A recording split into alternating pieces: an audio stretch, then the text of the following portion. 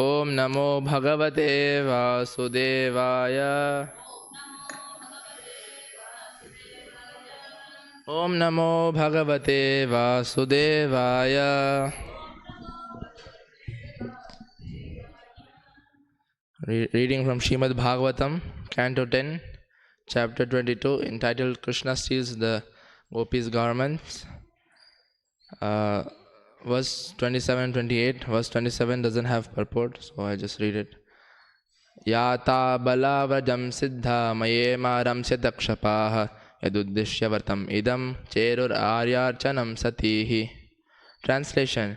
Go now, girls, and return to Raja. Your desire is fulfilled, for in my company you will enjoy the coming nights. After all, this was the purpose of your vow to worship Goddess Katyayani, O pure-hearted ones. Text 28. Please repeat. Shri Shuka Uvacha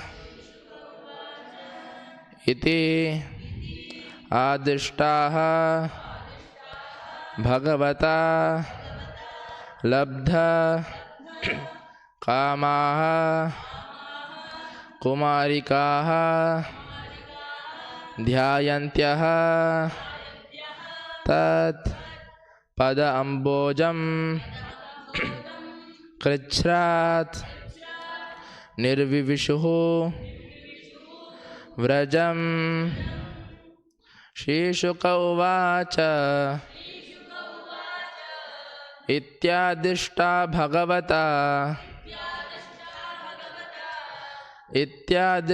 Bhagavata Labdha Kama Kumarikaha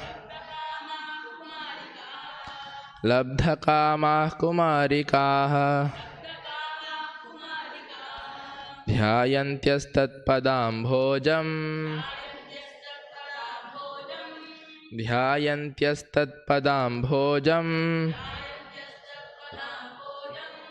Krichra Nirvivishurvrajam.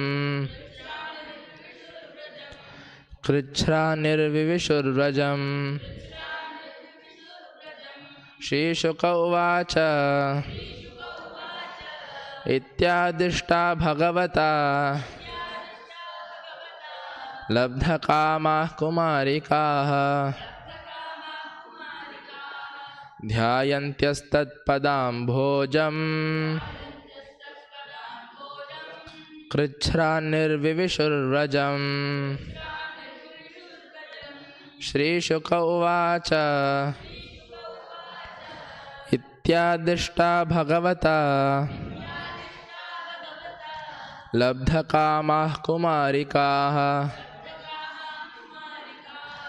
Dhyayantyastat Padambhojam Krichra Nirvivishurvrajam.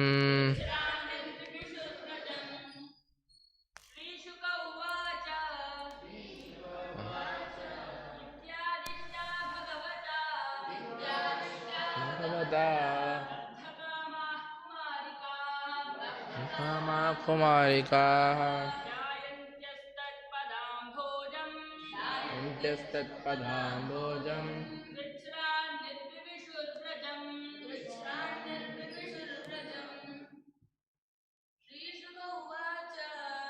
Shuka Uvacha Ityadishta Bhagavata Kumarikaha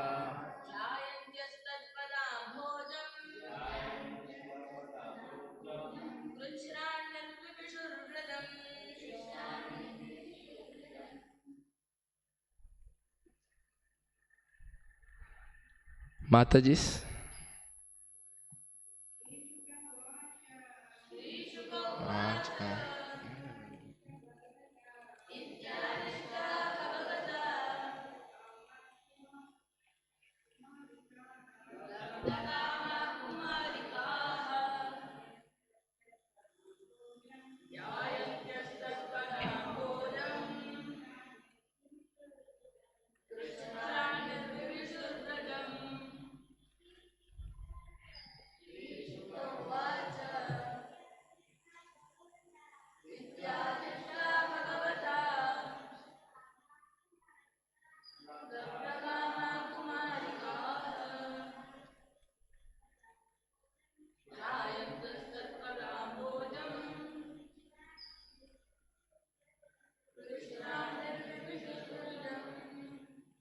Word to word meaning. Shri Shukaha Uvacha. Shri Shukadeva Goswami said, Iti, thus, Adishtaha, instructed, Bhagavata, by the Supreme Personality of Godhead, Labdha, having obtained, Kamaha, their desire, Kumarikaha, the young girls, Dhyayantyaha, meditating, Tat, his, Pada, Ambhojam, upon the lotus feet, Kacharad, with difficulty, Nirvivishuhu, the Supreme Personality of Godhead. The young girls, their desire now fulfilled, could bring themselves only with great difficulty to return to the village of Vraja, meditating all the while upon his lotus feet. Purport. The gopis' desire was fulfilled because Lord Krishna had agreed to act as their husband. A young girl can never spend the night with any man except her husband. And thus when Krishna agreed to engage the girls in the nocturnal rasa dance during the coming autumn season, in effect he was agreeing to reciprocate their love for him in the role of a husband.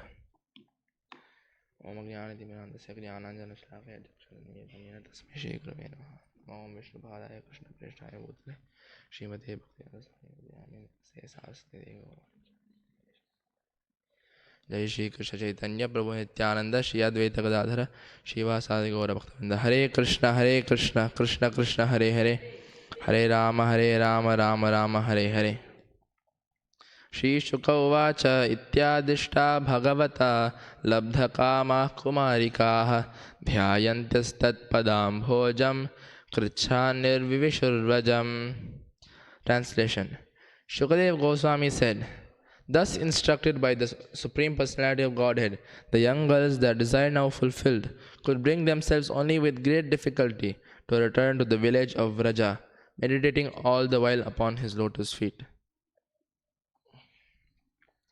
So here we are continuing to see, and actually these are the two verses which are concluding this pastime of Krishna's stealing the garments of the gopis. So this whole chapter has described this pastime of how the gopis, they went to take bath during this month of November, December, January, these months. For 1 month they were observing a vrata, and they used to it's all detailedly explained in this chapter, so just in short. So they were worshipping goddess Katyayani, and as we discussed also, who is who is Yogamaya, not Mahamaya here. And then after 1 month, when they were going to take bath in the cold water in the early morning of Yamuna, so then Krishna, he came, and then he steals their garments, he stole their garments, and then he went up and sat on the tree, and then they had all different arguments asking him to not do this, and then he was saying, no, you have to come, take it yourselves. And then at last we see the gopis, at last they fully surrendered and they came out, and then they got the garments from Krishna. First they come out, and then Krishna tells them to, because they have taken bath naked in the river, they have performed an offense. So therefore they have to offer obeisances as a prayaschitta. So then they do that also. So that is the complete surrender. And after that, Krishna, he is very pleased with them, and he gives them back their garments. And after that, we saw like last 2-3 verses, how even after they got their garments and then they dressed themselves, still they were standing there and glancing at Krishna. They were so attached to him, they couldn't move from the place. They were very attached to him, they were attracted to him. So then they were standing there. And then after this we see Krishna, he also, last verse, he spoke how that those who think of him are free from all material desires. And then today he is in the 27th verse.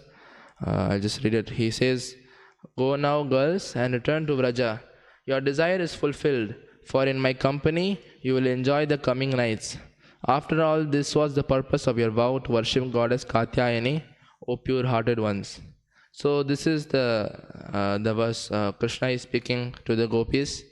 So he is telling, so now they were looking at him, then he says, so now you can go, and he assures them that in the coming nights, this is referring to Rasa Leela. So in the autumn season, so the very famous pastime of Rasa Leela, so that time, so this is what Krishna is promising them, that at that time we can have, later also the disciples of Prabhupada are explaining in the next purport that this Rasa dance, so during that time, when he is saying this, that time we can enjoy, you can enjoy in my company, then that is the assurance. And they were praying for Krishna to become their husband. So here Krishna is promising them that. So in this, so this is like the conclusion of the pastime. After that they go back to Vraja, and that also is said how it shows how their attachment to Krishna was very strong, because it said with a lot of difficulty they went back to Vraja. They couldn't go immediately. It was because they were they were so attached to Krishna, and even when they were going back to Vraja, they were always all the time they were thinking of meditating upon the lotus feet of Krishna. So this whole chapter, there are many important points. We can first, we also can see that how, because many materialists or even other some philosophers, kind of Vedic philosophers, or some kind of followers of whatever so-called Hindu dharma, so there are many, they have many different misconceptions, and there are many also other atheists or different philosophers who criticize also Krishna for these acts of like this, stealing the garments of the gopis, then dancing with them in the midnight. So first we should understand what is Krishna's position and the gopis' position, that this is not any mundane lust affair or some love affair like which happens in the mundane world, because Krishna, he is the Supreme Personality of Godhead. And I just remembered recently we were having some discussion with some so-called Sanatana Dharmi, who has actually very big misconceptions. So like he was first saying that Krishna, he is actually not God, and we respect Krishna as a proper human being who followed dharma.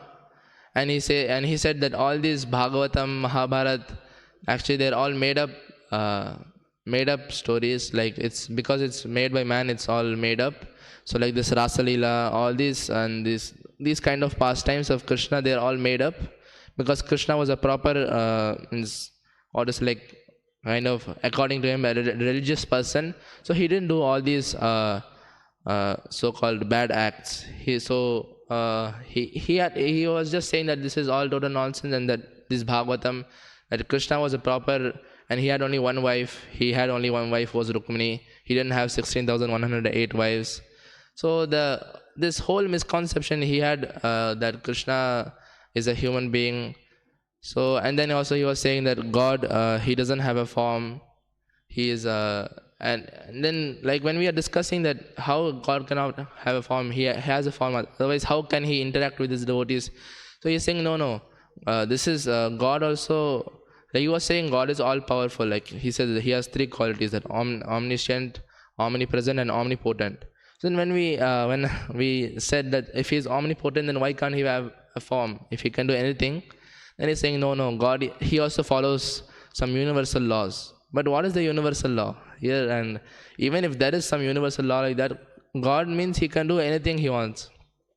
So whatever, but so these are the kind of misconceptions people have. So either they say, okay, so he was God, you say he is God, so why did he do this? So he can't be God. Or otherwise they say that this is like he was saying this is all made up stories, but many other people, okay, who at least who say, okay, so if he is your God, then why he is doing like this? So the thing is that Krishna, because as Arjuna also confirms, he is Param Brahma, Param Dhama, Pavitram Paramam Bhavan. He is Pavitram, he is all pure. And not only all pure, he purifies also. He purifies everybody. And he is Purusham Shashvatam Divyam. He is Purusha, he has a form and he is a person. And we also see many other places, it's confirmed in the Vedas that Krishna is the Purusha. Purusha means enjoyer. And all of us are Prakriti. So we are to be enjoyed by Krishna. So here, so Krishna actually, we see that he doesn't have any need to enjoy the gopis. Whatever actually he's doing is just a favor for them. They want to serve Krishna. They want to gratify him. They want to please him. So when he is allowing them to do that, when he is giving them a chance, he is just giving them mercy. And if you say like, then what is this? Why he has to do it like this? In this way, still whatever that he is still immoral, like people may say, but still whatever God does, whatever Krishna does, is all moral. Because actually he is the person who establishes dharma. Dharmam tu sakshat bhagavat pranitam. So whatever he does must be dharma, but that doesn't mean that now if he does something that we should imitate. We should follow what he says. Because he doesn't say that we should dance with girls in the Bhagavad Gita. So whatever he says, that we should follow. Not that now whatever he did, that is dharma, so all of us should do that. No, whatever he has told us in the Bhagavad Gita, become my devotee, serve me, offer whatever you have for me, that should be followed. So also it is in Bhagavatam also one more verse is there saying how Shukadev Goswami says, Shri Shuka Uvacha Dharma Vyatikramo Drishta Ishvaranam Cha Sahasam Tejiyasam Na Doshaya Vahne Sarva Bhujo Yata. The status of powerful controllers is not harmed by any apparently audacious transgression of morality we may see in them, for they are just like fire, which devours everything fed into it and remains unpolluted. So Krishna, he can be compared to fire. That into fire, because we see fire, we burn, dead bodies are burnt in fire. So then, but the fire doesn't become polluted or contaminated. It remains pure. A fire is purifying.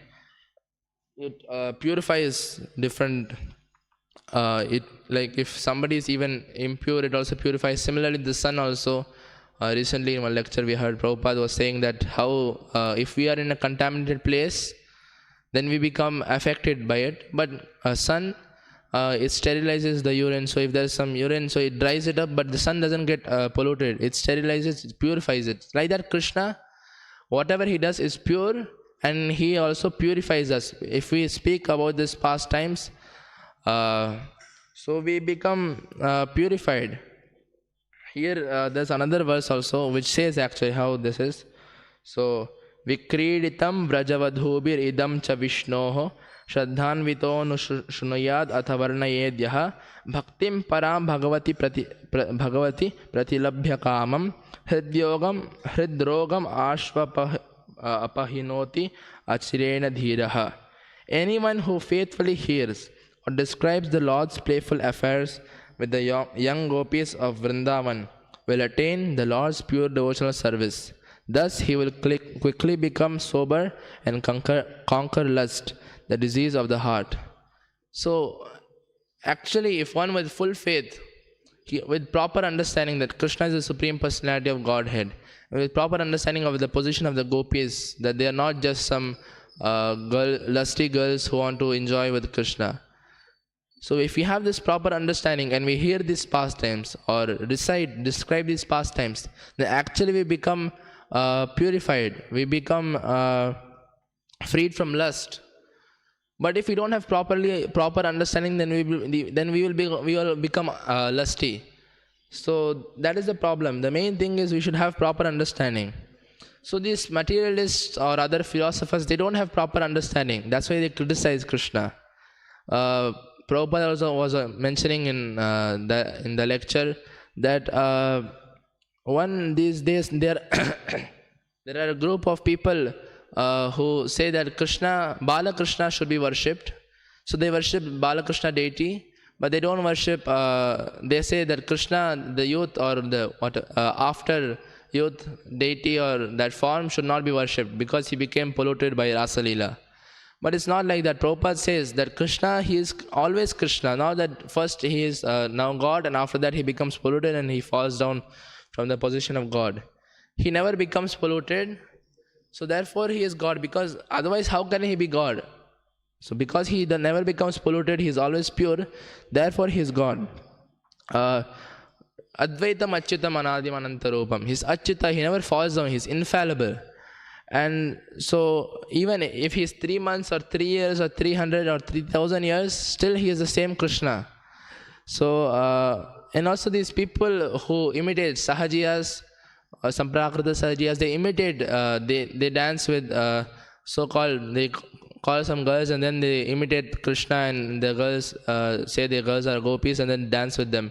So they also, if they think they want to imitate Krishna or they think they are Krishna, then they should prove it. They should lift Govardhan, or they should Krishna swallow the forest fire. So they should at least put little bit fire in their mouth. And then what? Otherwise, then what is it? They can't do that. So Krishna swallowed the whole forest fire, so they can't do that. Prabhupada said Krishna can swallow even the whole entire universe. And also if they're doing the Rasa Leela, then they should expand into that many, how many girls they have. Like if they're having 20 or 100, then they should be 100, like same form, they should expand. Otherwise, Krishna did that, he expanded. So he showed how he is the Supreme Personality of Godhead.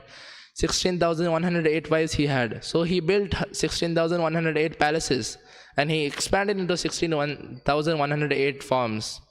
So this is the supreme position of Krishna, and how that actually he is not polluted by this. He is pure, and there's no place for any contamination here. Everything is pure and transcendental. Gopis' position also, they didn't want to satisfy their own senses. They wanted to please Krishna. They wanted to satisfy Krishna. So we see that Krishna's Kaviraj Goswami says that Atmendriya Priti Vancha Tare Balikam Krishnendriya Priti Icha Tare Premadhan. That the desire to satisfy our own senses is called kama. This is lust which is there in the material world. And to please Krishna, when we use our senses, when we want to please Krishna, Krishna's senses, for his pleasure when we do something, that is called prema. So the gopis, because they wanted to satisfy Krishna, they are on the platform of prema. And Krishna also, he would not accept any ordinary lust. If somebody comes with some lusty desires to him, he would not accept some ordinary lust. So because he is the Supreme Personality of Godhead, so we understand that also the gopis, they were not like mundane people with some lusty desires. They wanted to please Krishna. We see also that even if somebody comes with some material desire to Krishna, like we see for the example Dhruva Maharaj's pastime, he wanted to get a planet, a kingdom even bigger or even more prosperous than that of his grandfather, who is Brahma. So with that material desire, he approached Krishna. But then after he got the darshan of Krishna, then Krishna, he became purified. And he became purified. Then he said, no, what have I asked? I have asked for, instead of some gems, jewels, gems, I have asked broken pieces of glass. So this is the thing, that even something material, when we come in touch with Krishna, it becomes spiritualized. So the gopis, it's also, so there, even like if somebody says, if even somebody has some danger material lust, still they will become purified by the association of Krishna. So this gopis, that their lust, Acharyas explained that their lust, sometimes their love is described as lust because it's transcendental, so that we can have some understanding of it. It's sometimes described as lust, but that is not the ordinary lust of the material world. Also in the Chaitanya Manjusha, it's another verse is there explains the position of the gopis. Aradhyo Bhagavan Vajesha Tanayas Tadhama Vrindavanam Ramya Kachidupasana Vrajavadhu Vargena Ya Kalpita Srimad Bhagavatam Pramanamamalam Prema Pumartho Puman Shri Chaitanya Mahaprabhor Matamidam Tatradara Naparaha. The translation is, the Supreme Personality of Godhead, the son of Nanda Maharaja, is to be worshipped along with his transcendental abode, Vrindavana. The most pleasing form of worship for the Lord is that which was performed by the gopis of Vrindavana. Srimad Bhagavatam is the spotless authority on everything, and pure love of God is the ultimate goal of life for all men. These statements, for which we have the highest regard, are the opinion of Sri Chaitanya Mahaprabhu. So here it says that the most pleasing form of worship for the Lord is that which was performed by the gopis of Vrindavan. So this shows how the gopis of Vrindavan are on the topmost, highest stage of devotion. So this is so Chaitanya Mahaprabhu, he recognized, in the sense he also, Prabhupada was saying he couldn't even understand, Krishna couldn't understand himself. So then he descended as Chaitanya Mahaprabhu. So he also was in that mood of prema. So he wanted to understand the mood of Srimati Radharani. So he came in that mood of Srimati Radharani in the form of Chaitanya Mahaprabhu. So thus we can understand from his preaching, from his teachings, that gopis, that level, the devotion of the gopis is the highest, and that we should follow in their footsteps. Gopi Bhartuf Padakamalayor Dasa Dasanudas. So that is the goal Chaitanya Mahaprabhu said. That is the highest goal of, which should be the goal of us, our goal. And so here in this pastime also we see the full surrender of the gopis, how they fully surrendered. They came out of the water, and then Krishna told them to raise their hands and fold them and then offer respects. So then they offered obeisances to him, to Krishna. He said that you have disrespected the demigods, especially like Varuna Dev, because of taking bath naked. But now, so you have to offer your obeisances as an atonement. But then because Krishna is the source of all the demigods and all other pious, he is the giver of all punya and all that. So therefore they offered the obeisances to Krishna. So we see this is their full surrender. And Krishna, he often likes to test his devotees, test their the level of their surrender, of their devotion. So we also see Bali Maharaj, he was also tested, but Shukracharya was also stopping him. No, this is Vishnu, don't get cheated. But he was, okay, even if he was Vishnu, what is the problem? I will give. And then he gave, and this was his full surrender. And then at last he surrendered himself. Like when Vamanadeva was going to keep the third step, then he said, okay, you keep it on my head. And then he fully surrendered himself. Another example is Draupadi. And of course, all the Pandavas, many times they were tested. Whole lives, there were so many trials and tribulations. But Draupadi also, during the gambling match, Dushasana, means after the Pandavas lost, then Dushasana, he brought Draupadi, dragged Draupadi, and he wanted to remove her sari. So then she fully surrenders unto Krishna, and then Krishna, he protects her. So we see that if one fully surrenders unto Krishna, then Krishna always is with them, always protects them, and there is no fear, nothing to fear of. We see there are 6 types of surrender. Also, which is said, Anukulyasya Sankalpa, Pratikulyasya Varjanam, Rakshishyati iti Vishwaso, Goptrutve Varanam Tata, Atmanikshepa Karpanye, Shadvidha Sharanagati. So, here especially in this 6 types of surrender we see Rakshishyati iti Vishwaso, the faith that Krishna will protect us, and Goptrutve Varanam Tata, that he is our guardian, and Atmanikshepa Karpanye, that the full surrender and humility, these four actually all they fully surrendered the gopis, but these four points we can see here are there, that they had full faith. They left all their care for social norms and all that. They fully surrendered. So therefore they had the faith. They knew that Krishna would protect them. And then Goptritve Varnam Tatha, that they accepted him as their guardian, master or husband. They accepted them as their husband. And then Atmanikshepa, they fully surrendered. You see, as we saw, they fully surrendered. And Karpanya, they were very humbly they surrendered. So also in a few verses before this, also it was stressed how humility is also important, and how the gopis, they were humbled, and they, in the sense, they became humble. So these are the very important qualities of surrender. So they surrendered in this way, fully surrendered.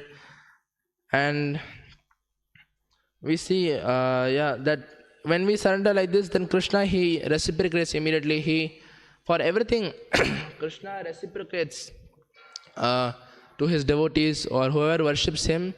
There is, he says, ye thamam prapadyante tam sathaiva bhajamyam.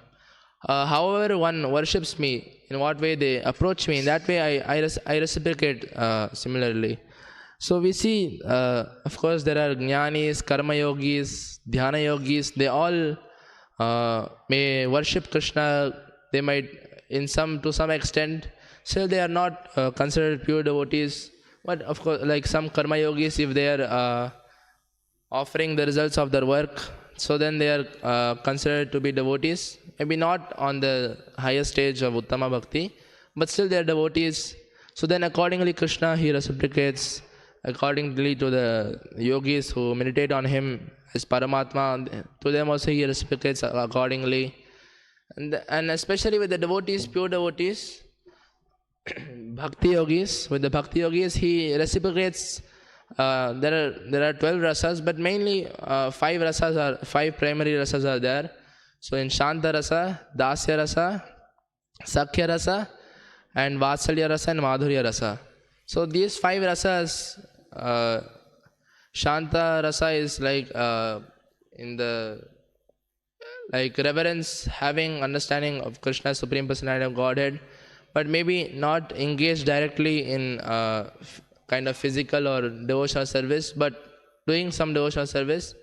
And then Dasya rasa is of course, you have a lot of awe and reverence, and fully you are engaged in a lot of service.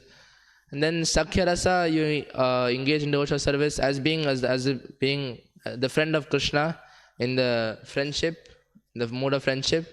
Then Vatsalya rasa, you engage in the mood of parenthood. So you are like a parent. Yashoda, Nanda Maharaj, Devaki, Vasudeva, so they were all in Vatsalya rasa. In Sakhya rasa we see all the cowherd boys of Vrindavan. Arjuna also was in Sakhya rasa. Even there we see there are some differences. Sakhya rasa also, there are different categories, but these are the main 5. And then we have in Vatsalya rasa Yashoda, Devaki, and others who also nurtured Krishna, who had parently affection for Krishna, parental affection. Then we have Madhurya rasa, which is conjugal love for Krishna. So the gopis, they are example for this Madhurya rasa. And of all these rasas, this Madhurya rasa is the highest. And we see in this verse, in these 2 verses, that Krishna now, all this time they were worshipping Katyayani to get Krishna. And then Krishna here, he is now reciprocating with his devotees, pure devotees, the gopis, by assuring them that he will come in the autumn season, that they can enjoy together in the autumn season. So he is now, this is the reciprocation which Krishna has with his devotees. And the way Krishna reciprocates with the devotees is wonderful, because there is no limit. If the devotee even, like he says, Neha bhikkamanashosti pratyavayino vidyate swalpamapyasya dharmasya trayate mahato bhayat. So even if one does a little bit service for the Lord, there is always, the Lord is assuring that there is no fear, nothing to fear. Even the greatest fear one no need to fear even from the greatest danger. So in that way, so if somebody is doing such a high, means this highest form of devotional service, Madhurya Rasa, we can't even imagine actually how much Krishna, he loves them, how much reciprocation, the dealings, how wonderful the dealings are. So here, actually this reciprocation of devotees, we see like the whole Bhagavatam, from first canto to 12th canto, all are so many, most of it is pastimes of the Lord.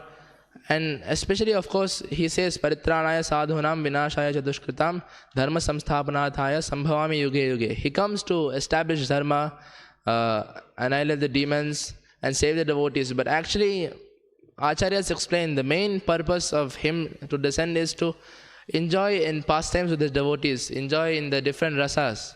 So that is the main reason why Krishna comes. Otherwise, they explain also that if he wanted to annihilate the demons or establish dharma, he can send any of his associates, anybody, even the smallest. Like everything in the transcendental world is like equal, but even like if you see like the smallest, like maybe associate, he can easily do whatever Krishna wants. Krishna can empower him, but still Krishna himself personally comes, especially to engage in pastimes with his pure devotees. So here Krishna, so he is now in this verse, he is saying that he will go with the gopis in the autumn season. So this shows his reciprocation. Here this story of the Krishna seeing the garments of the gopis ends here. We see, and also the happiness the gopis they get, all devotees is very high, because it says Sandrananda Visheshatma, that this happiness, even liberation, they don't want even liberation. We see in many other prayers also, devotees they don't care for liberation. And devotees, Krishna, he is so merciful, or so much love, so much affection for his devotees he has, that he actually is ready to serve them. Like Arjuna, we see his friend, he was ready to he was ready, and he did it also. He drove his chariot. He was listening to the Arjuna's commands. So in that way we see, and it's also said, Rupa Goswami says that Shri Krishna Karshini Chasa, that devotional service, it attracts even Krishna. And Prabhupada explains that, like in that way, if you see, then devotional service is even greater than Krishna, because Krishna can be subdued by devotional service. We see that nothing, we can't, like if you want to catch Krishna or subdue Krishna, we can't, except by devotional service. We see like in Krishna book, in Bhagavatam, Kalayavana, he wanted to catch Krishna, he wanted to catch and kill Krishna. But no, he was running behind Krishna, Krishna was just walking, but he was all the time same distance, he couldn't get closer to Krishna. But Yashoda, because of her affection, she could bind Krishna to the mortar. And we see so many other pastimes, like Krishna, he listens to his mother, so much affection he has for his devotees, he serves them. The main thing there is that Krishna, he purposely kind of forgets that he is the Supreme Personality of Godhead, and he makes sure the other devotees, Yogamaya, she makes sure that they also don't think that Krishna is the Supreme Personality of Godhead. We see Yashoda, she tells Krishna to bring Nanda Maharaj's chappal, so Krishna brings it, holding it on his head. So this shows, so many other examples are there, but this shows how much affection he has for his devotees, and how actually this type of close dealings he loves more than, of course, as we have so many times discussed, everything, all rasas, they are, in one sense, they are equal, because everything is pure devotional service, but still transcendentally, still there is something which is most pleasing to Krishna. And so that is this, out of these 5 rasas, each rasa is more kind of confidential, from Shanta rasa, Dasya rasa, and Sakhya, then Vatsalya. But Madhurya is the highest. So gopis, in that way, they are the topmost devotees. So, and they also, whatever in this pastime we see, they wanted to marry Krishna or have him as their husband. This is not their some lust. It's not lust. We discussed that also. That how that is pure love. They wanted just to satisfy Krishna, please Krishna. So by becoming his wives, they wanted to please him, serve him. So that was their goal, and therefore we should also uh, fully we should surrender to Krishna how much ever we can. We should try, as Krishna says, Sarva Dharman Parityajya Mamekam Sharanam Vraja. So we should fully surrender unto Krishna, give up everything for him, and just engage in his devotional service, as he himself has described, Manmana Bhavat Bhakto Madhya Jimam Namaskuru. So in that way, we should engage in his devotional service and try our best to please Krishna, and then we can attain the perfection. The main important thing is everything should be done with in the without any motivation. Should be anya bhilashida shunyam jnana karmadhi anavartam anukulena krishnano shilanam bhakti uttama. Highest devotional service is when without any material motive or material desire, and without any tinge of jnana and karma, of philosophical speculation and fruitive activities, and when we want with the desire of pleasing Krishna, and uh, guided under a spiritual master, and engaged in devotional service. So when we are engaged in some devotional service, that is pure devotional service. So this should be the goal of our life. We should always try to engage in such pure devotional service, and then we can perfect our lives. Hare Krishna. Any questions, comments, corrections?